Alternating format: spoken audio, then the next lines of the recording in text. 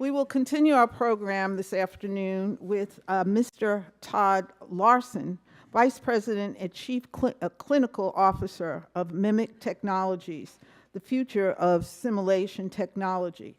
Some of you this morning have already met Mr. Larson. He was upstairs doing the robotic surgery simulations.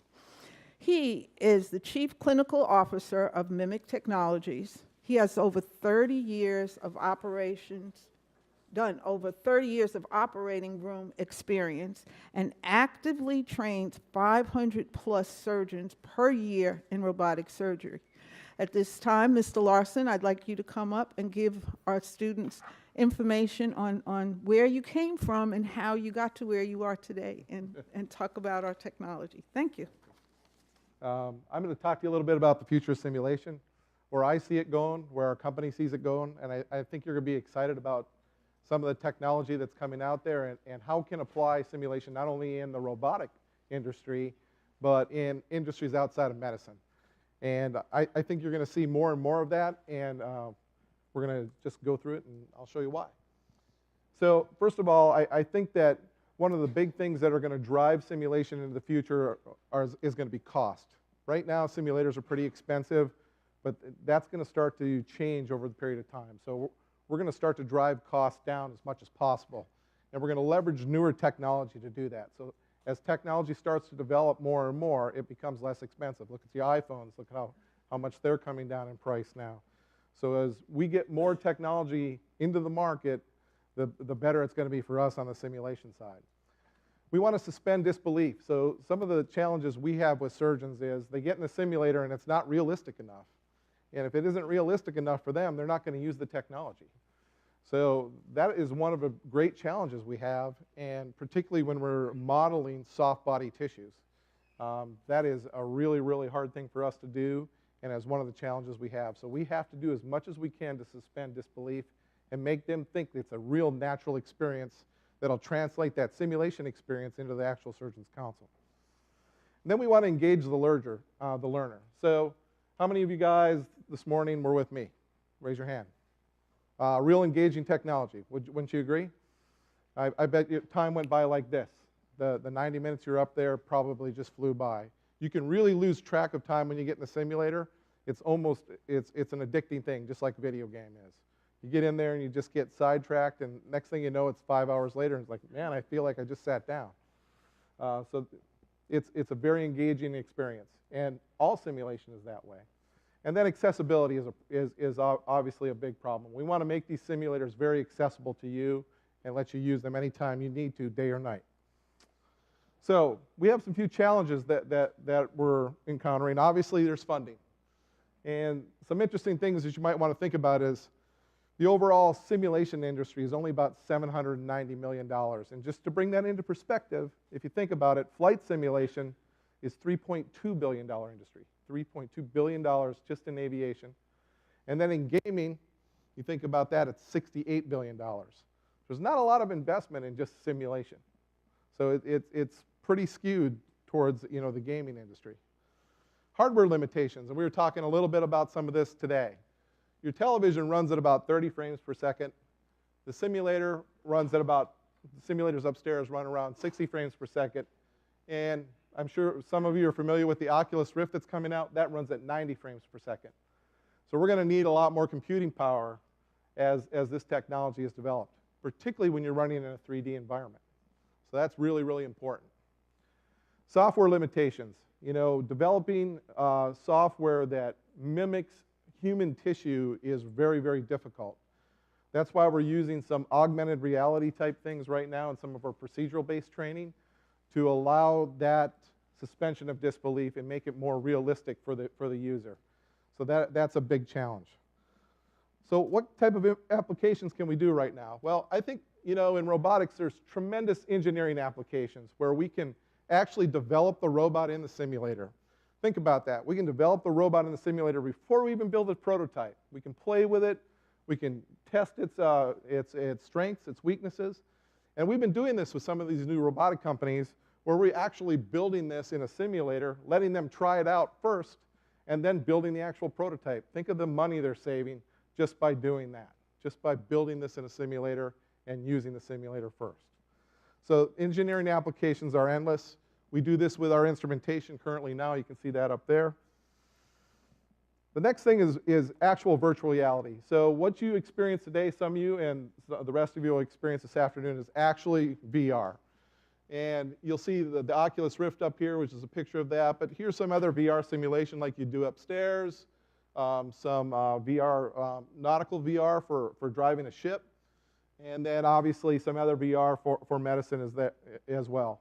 You're totally immersed in this. This is completely computer generated. This is what we actually hang our hat on right now, is doing total VR within the robotic environment.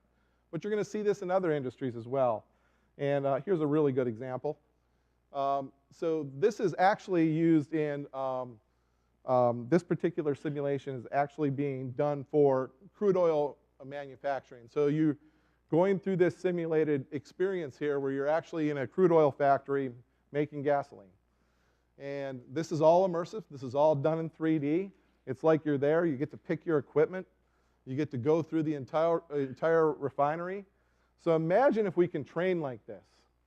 Imagine not even going to the refinery to train. We can do this in a classroom, or we can do this in a small classroom where you just put on a pair of VR goggles and you're all of a sudden interacting with that environment.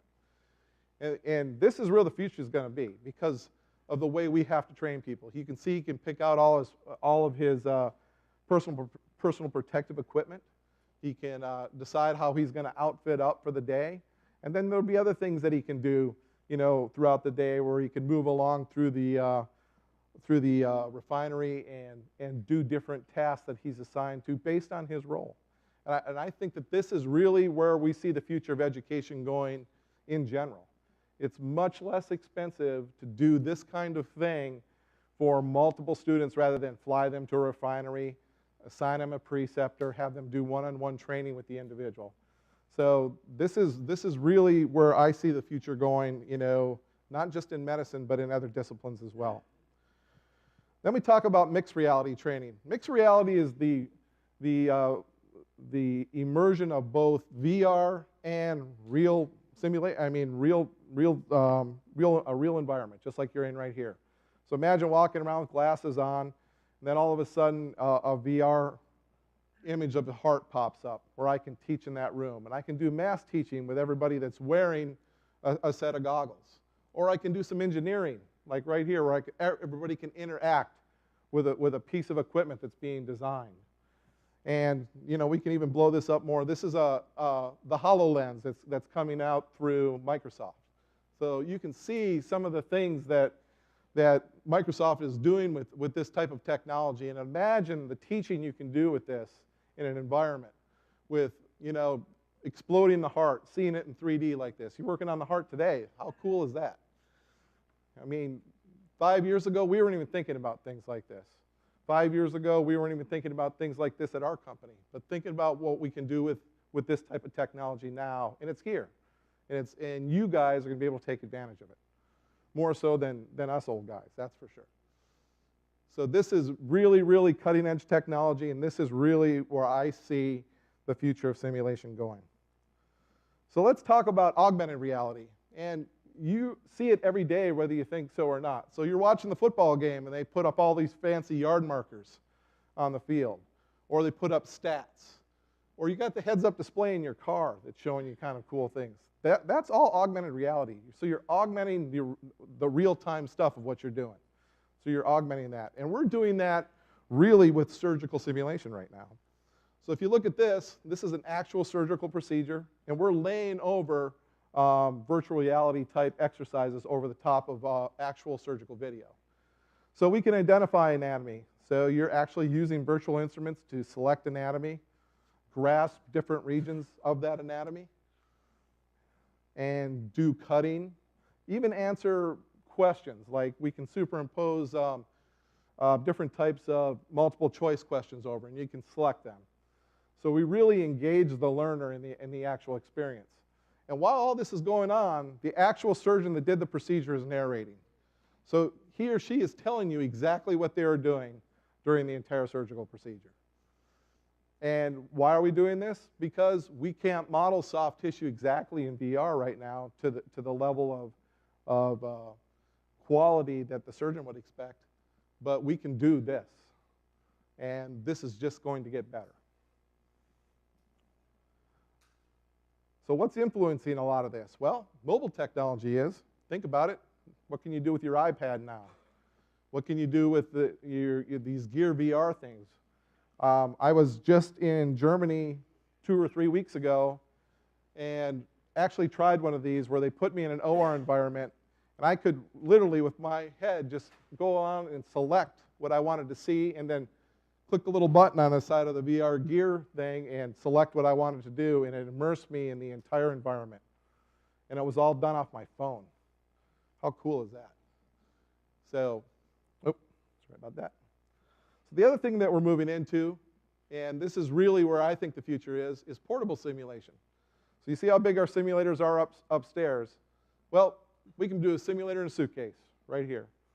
We just developed this prototype. It's actually, we're actually doing some field testing with it. It fits into this small little case, and we can do all the simulation that you experience today with just this little suitcase and take it anywhere in the world with us. So, any questions? No questions? Entire room about the future of simulation?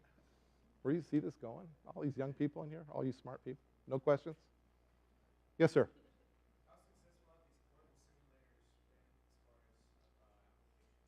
Well, we actually started using portable simulators more so innocently. So if you think about it, we started with just doing, somebody asked me a question about using Wii controllers today. Well, we use something very similar, Razer Hydras, and we actually hook up a game controller to a PC with a 3D monitor that's passive, put on a pair of 3D glasses, and all of a sudden we got a simulator. And I've been training with that platform in Europe as a simulation station for the last 2 years. It gets them acclimated to a 3D environment. It allows them to work in a different types of 3D space while they're standing or sitting or in any position they really want to be in. And it gives them an appreciation for what it's like to work in a confined versus an unlimited workspace. So we've taken it to the next level with this portable simulator where we just made everything a little bit smaller and a little bit more compact. Actually, our software developers have a Hydra system at their desk. So they don't run to the simulator and load a simulation thing in there and test it right there. They test it right at their desk. They put their 3D glasses on and they pull out their Wii controllers and they test the simulation exercise, and then they move on to the next thing. So they can do that all from their desk. I actually have a pair upstairs at my desk for doing some crude testing as well. Any other questions? Yes, sir. How are these portable simulators? Are they connectable via network? Yes, ours are all network capable. So right now, all of the simulators upstairs, which we have 10, are all connected to our cloud database. So we basically have 3 ways to deliver performance metrics. We can do it locally at the simulator.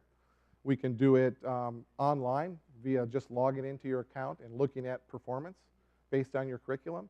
Or we can develop customized reports through tools like Tableau that will allow us to break out the metrics even in a more refined manner and show them how they're performing. So everything's online now. It's great. Any other questions? Thank you very much. Hope you enjoyed it.